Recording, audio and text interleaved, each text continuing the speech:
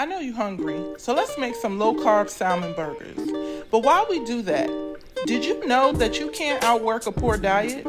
And did you know that what you eat is 80% of the battle and working out is only 20%? That means if you first focus your efforts on improving your eating habits, weight loss and wellness is sure to follow.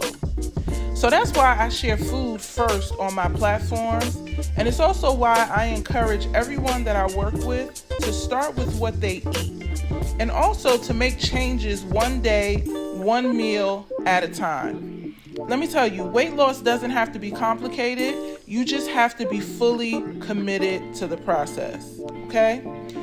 My name is Shanae Artis. I am the creator of the Keto Connection, and I am here to assist you in your journey. Make sure you like, share, and follow for more low-carb meals and wellness content.